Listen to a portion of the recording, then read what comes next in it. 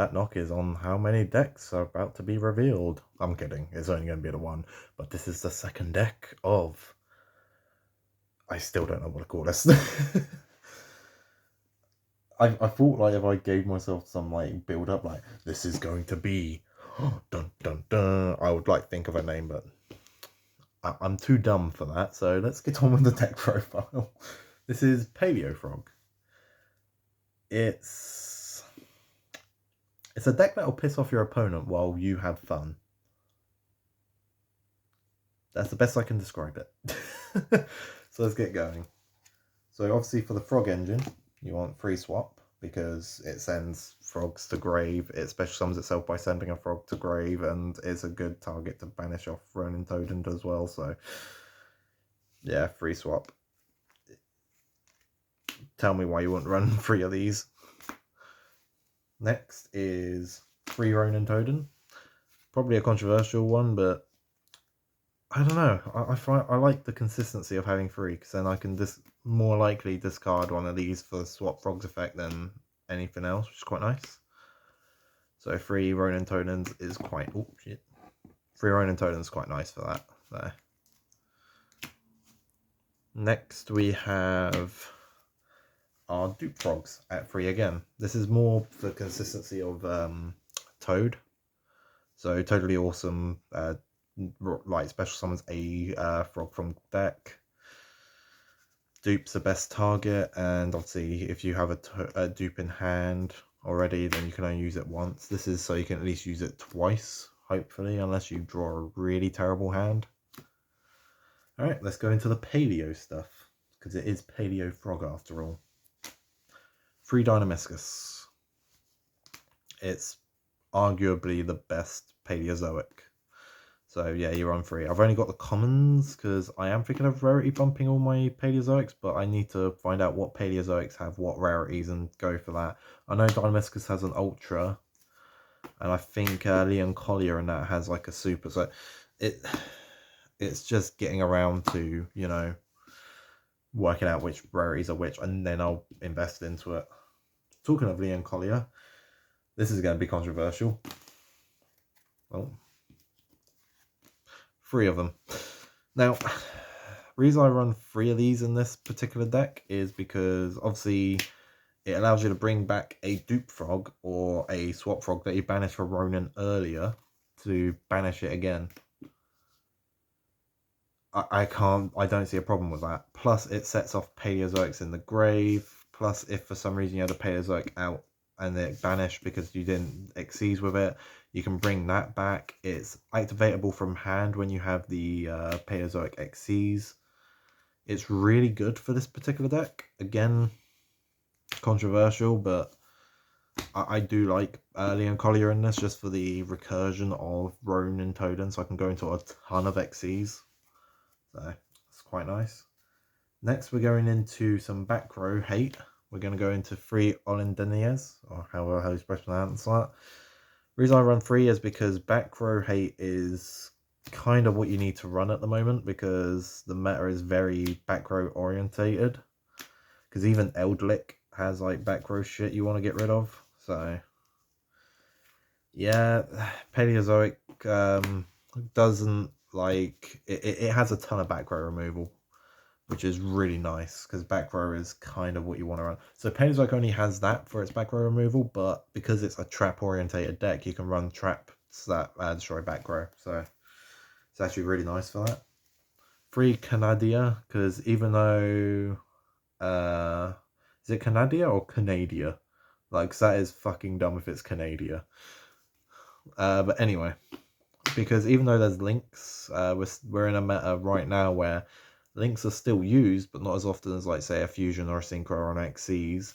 And even then, you can just Canadia their normal summon and boom, they can't do shit because their normal summon's been, like, flipped. So, always good. Morella. This is mostly to set off the Paleozoics plus dump 1 into grave. Yeah, I don't need to talk about it anymore. That's literally all it does. I run 3 for the consistency of it.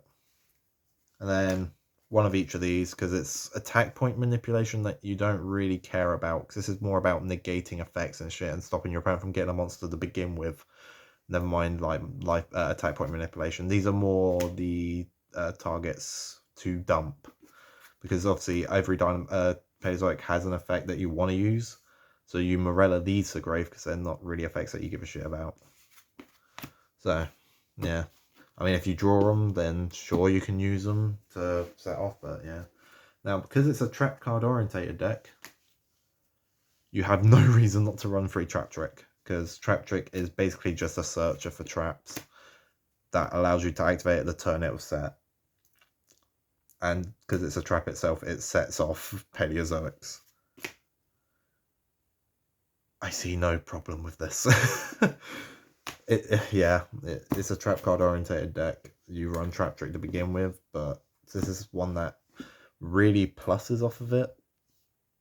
There's even more reason to not like to run it. Next, we've got our back row removal in the form of Heavy Storm Duster. Sets off Paleozoics, searchable with Trap Trick. Destroys 2, so it's basically Twin Twisters without a negative effect, except you cannot conduct your battle phase. Here's the thing, it's a trap card. I'm activating it when it's not my turn. Or I've already activated my battle phase. Wait, does it have a restriction? Oh, so if it's main phase 2, you can't activate it, but still. You just activate it during your opponent's turn anyway, so who gives a monkey? Next, we have our 3 Lost Winds. It's recursion trap cards that allow to come back from the graveyard. It's a trap card that negates effects and halves attack of effect monsters. It sets off Paleozoic. Again, I don't feel like I need to really say why I'm running that card. Sure, you could argue a 2 of or a 1 of because it's searchable and it's recurable, but I like the consistency of seeing it in my first hand, so. Next we have 1, 2. We're only running the 2D barrier. I mean, I'm not opposed to running a 3rd, but in this build at the moment, I like it at 2 because it allows me to just stop my opponent from going into whatever play they want, set off a Paleozoic, and it's searchable, but it's not ideal for a first hand. It's not. I mean, it's kind of ideal, but kind of not. Because obviously, yeah, you can shut down your opponent's plays, but if they're a Link orientated deck, it doesn't shut down Link. So yeah, it's not something I would run a ton of. Compulse though, 2 of, again, it's not something that is overly useful. It's still extremely useful, but it's not to the point I want to run it at 3. Because again, it's searchable. I only see me using the effect twice in an entire duel, because I just yeet 2 cards, get my Paleozoics out, get my Toad out, get my Toad to use effects to negate effects, to stop plays to begin with, Paleozoic stuff. Yeah, I only ever see me using it twice in a single duel, and even then I'm only running it 2 so I can trap trick it. And then we're going into the only spell which a lot of people will wonder why, but you'll see why when we get to the extra deck. Rank up Magic Barion's Force. Again, you'll see why. I can't explain it without spoiling the extra deck, so I'm just gonna say you'll see why. Talking of extra deck, now it's at 3. You want to run Free Toad, because even though it can recur itself, it's just too good to not run 3 of. Because you don't even need to use the frogs themselves, you can just use Paleozoics. So Free Toad is perfect, because if for some reason you don't recur the Toad or they negate the recursion, you have 2 more to rely on. Yeah, it's at 3. Use it. It was limited and all that for a reason. Next. 3 of this particular Paleozoic, because again, it allows you to activate traps from hand, it allows you to search traps, and it's unaffected by monster effects. So it's got really good protection. It's got decent defense. It's not got the greatest, but still. Also, you can search traps off of it. Yeah, Plus, it's usable for a card that you'll see later, which is my main use for it. I'm not going to lie to you. But yeah. Next we have a single one of these ones because it's the attack version that has a different effect, which is kind of good, which allows you to basically search out a trap from the top of your deck. Basically escalate a trap because you're 9 times out of 10 going to get a trap. So, the only problem I have with that is how many materials you've got to use for it because it's free. I don't like that. Next we have Phantom Knights of Cursed Javelin and Shining Elf. They're both in for the same reason, except that one's more useful. So it's just generic non-number level 2s. I think you can see where I'm going. So yeah, I'm running those for that reason. The Phantom Knight is a bit more useful because it actually has an effect that you can use in this deck. So yeah, this is why we're running the rank up. Dark Mist, Darkstorm. So Darkstorm is a really good card. Dark Mist is a good card on its own. So even if you don't see the Barrier Force, it's not too bad. But if you draw the Barrier Force and you can make 3 level 2s on board, you might as well just bomb. I don't see why not, because it's actually a really good card if you've ever read 96. If you haven't, I recommend you do. I'm not going to read it to you because I want you to have the loving journey of finding out yourself. It's a good card. That's why I'm running it. And then the reason I'm running the generic non-numbered rank 2s, Utopic Future. This deck makes XC so easily. Why would you not run this? The only better one is obviously Zexal, but obviously with Zexal you have to have 3 numbers of the same rank. So, I mean, you can replace the other 2 generics with number 1s and then run Zexal by going into Dark Mist and then the other 2 generics, but at that point you're just going through so many hoops just to go into Zexal when that is literally just lol, Paleozoic has no more material, quickly go into Shining Elf, go into Utopic Future. Then we have 3 links. We have Triple Burst, because as I said, this deck's completely about just negating your opponent's effects completely. So a battle phase of negate is great. Borrowload, wow. Borrowload because, again, just lol, you have a massive boss monster, I now have massive boss monster. Also, lol, your high attack point monster loses that. So again, this is another reason you don't run the other 2 Paleozoics as much, because life point, attack point manipulation right here as well in a better card. So yeah, and then the final obvious, Appaloosa, my baby, because it's literally the only premium gold in the entire deck, unfortunately, but it's still really nice. I do like that card. So yeah, that is Paleo Frog. Now, I can already tell if this video even slightly gets reached to people who are going, oh, I want to see how you build Paleo Frog. They're going to immediately comment,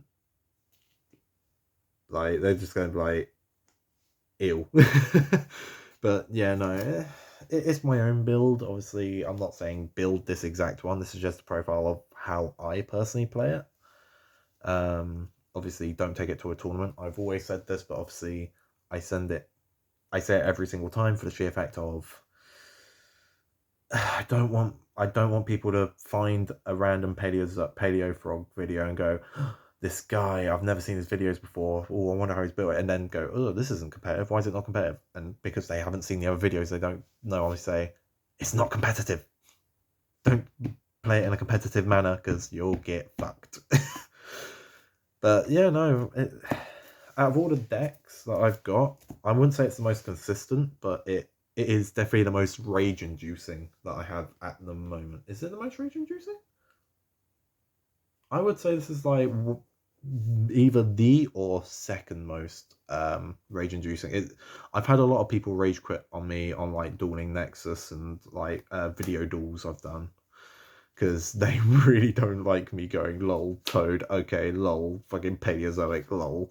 Like, so yeah, it's fun. I like it. Anyway, hope you guys enjoyed. I shall see you guys in the next one of Yu-Gi-Oh deck. I still don't know what to call it.